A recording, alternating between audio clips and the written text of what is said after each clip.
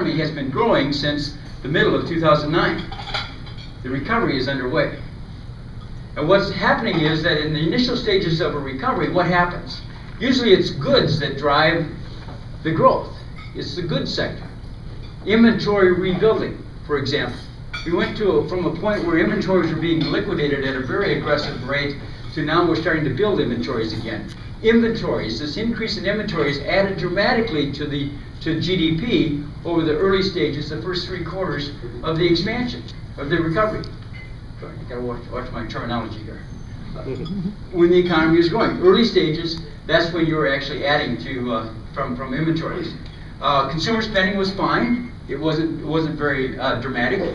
But the point was that a lot of the spending by consumers was in the goods sector. It wasn't in services, it was goods. It was reflecting the fact that inventories were building. Inventories are goods, they're not services.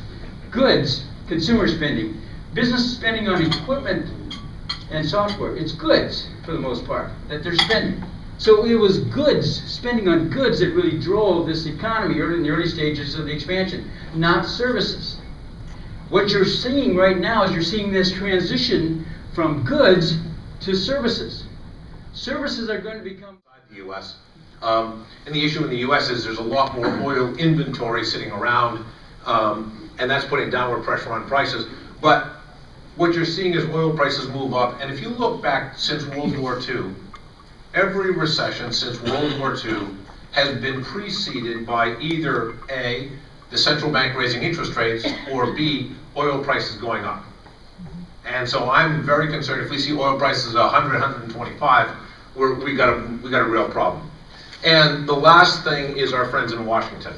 Without getting into my politics at all, I would simply say that the Fed is an 800-pound gorilla. When it raises and lowers interest rates, it's going to have a huge impact on the market.